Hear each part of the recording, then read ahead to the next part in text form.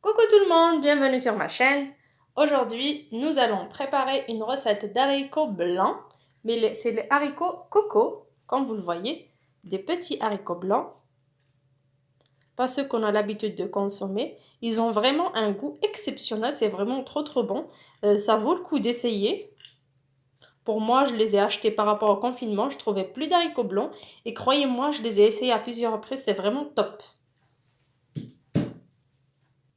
Pour cela, j'ai besoin de 250 g d'haricots coco que j'ai trempés la veille dans l'eau du robinet.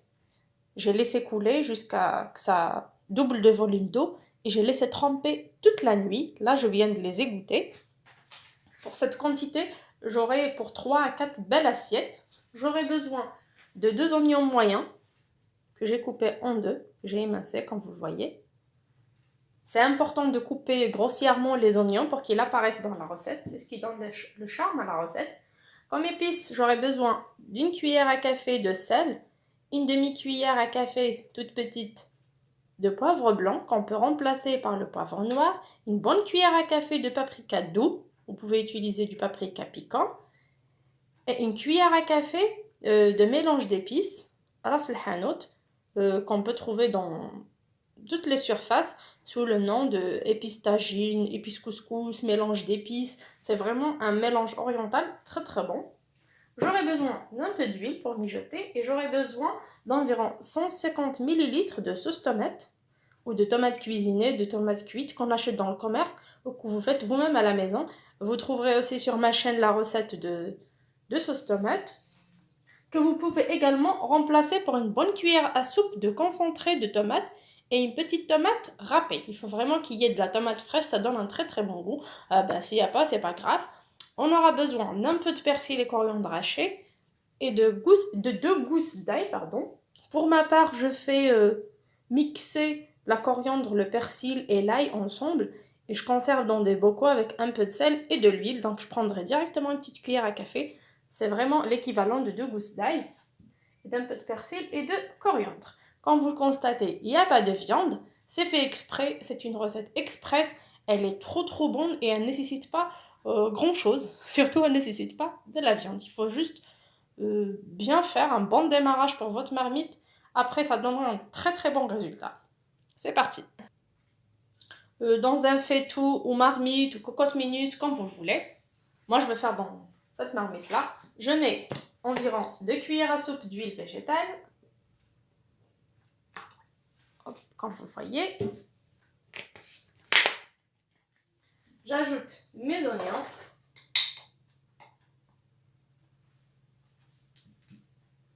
Un tout petit peu de ce sel que j'ai prévu. Je couvre et je laisse sur feu doux jusqu'à ce que mes oignons tombent bien et commencent à dégager leur sucre nutritif. C'est à ce moment-là que j'ajouterai d'autres ingrédients. Bien sûr, je ne laisse pas mes oignons se caraméliser, ils ne doivent pas changer de couleur. Juste ils tombent bien et commencent à dégager leur sucre nutritif. Voilà, nos oignons ont commencé à tomber, à dégager leur sucre nutritif. Voilà. Ils commencent à être un peu translucides. À ce stade-là, bien sûr, j'ai mis un feu moyen. J'ajoute tous mes épices.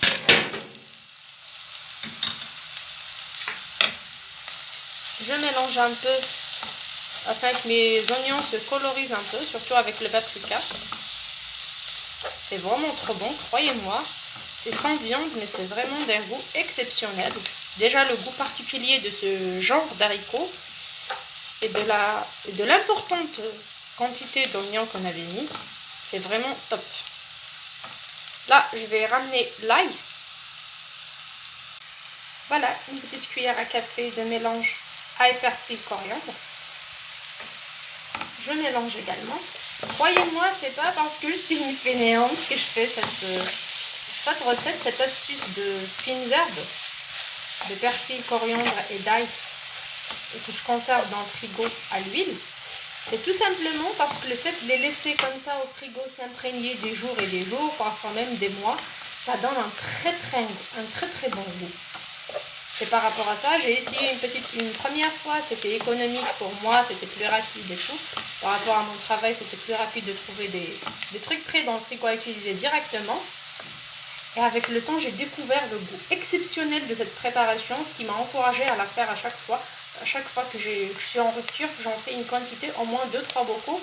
Comme ça, quand j'utilise, je trouve que c'est déjà imprégné, que ça a déjà dégagé une très très bonne odeur et ça apporte vraiment du trop trop bon goût à mes préparations.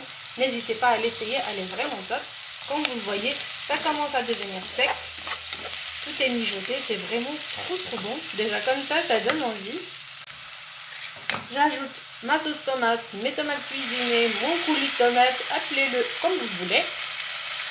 Pour les personnes qui n'ont pas ce genre de préparation, il peut bien remplacer ça par une cuillère à soupe de tomates concentrées bien pleines qui vont diluer dans un demi-verre d'eau chaude.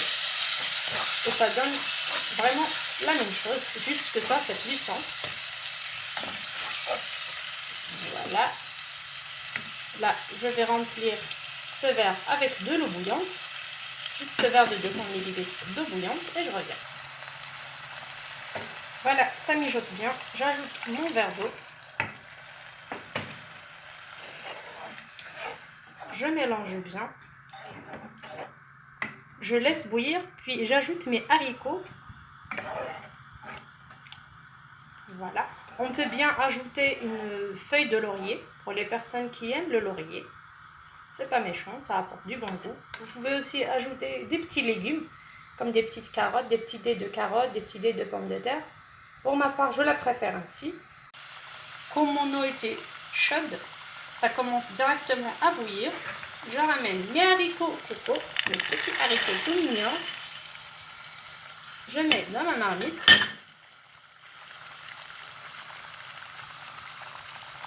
Je mélange bien, question d'avoir un mélange homogène, qu'il y ait de la sauce partout, comme vous voyez.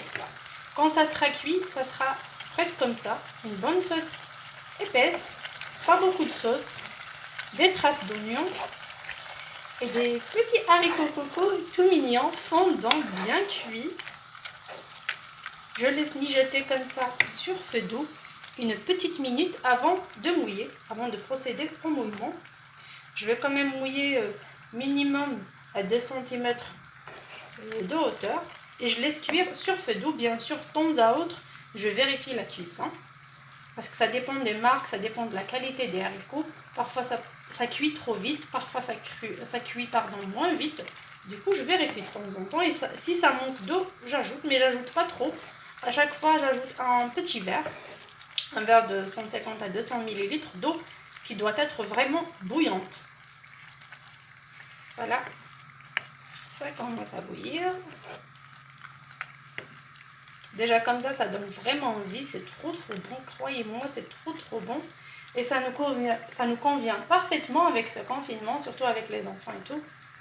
On fait une bonne marmite comme ça tient le matin et le soir parfois, c'est vraiment top. Voilà, ça commence à bouillir, j'ai laissé quand même une petite minute pour que les saveurs s'imprègnent entre elles. Là, je ramène de l'eau bouillante et je couvre, comme vous le voyez, au moins 2 cm de hauteur. Hop, je mélange bien. Je ferme ma marmite et je laisse cuire sur un feu doux environ 20 minutes. Comme je vous ai dit, au bout des 10 premières minutes, je vais ouvrir, je vais enlever le couvercle et vérifier la cuisson de mes haricots. Si c'est presque cuit, c'est bon, j'ajoute pas de l'eau. Si ça manque de cuisson, n'hésitez pas à mouiller de temps à autre. Pour les personnes pressées, n'hésitez pas à la mettre dans une cocotte minute. Ça va vous prendre à peine 7 minutes après ébullition et c'est prêt. Au bout de 10 minutes de cuisson de mes haricots coco, je reviens les vérifier. Comme vous voyez, elles ont gonflé un peu. Et là, il y a pratiquement très peu de sauce. Là, je vais mouiller à nouveau et je vais laisser cuire parce que comme vous constatez, c'est pas encore cuit. Donc, je mouille à nouveau. Ça, c'est une très bonne façon de faire cuire les haricots coco.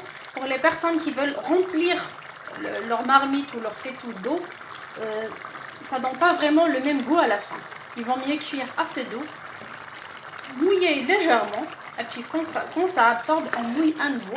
Comme ça, on ne perdra pas le goût de la sauce, la très bonne sauce onctueuse qu'on avait préparée au début. Les cocos sont maintenant prêts. Comme vous le voyez, la sauce est toute rouge. Elle est épaisse. On voit toujours les tranches d'oignons. Elles ont toujours leur place dans l'assiette. C'est vraiment trop bon. C'est succulent. Croyez-moi, c'est un plat qui ne nécessite même pas un cube de bouillon ou de la viande. Il est vraiment trop bon grâce à la particularité de ce genre d'haricots blancs. La quantité importante d'oignons et de tomates que j'ai mis dans la recette, elle est vraiment top. N'hésitez pas à l'essayer, à la liker, à la partager avec vos amis et à vous abonner si ce n'est pas encore fait. Je vous dis bon appétit, à très bientôt. Ciao!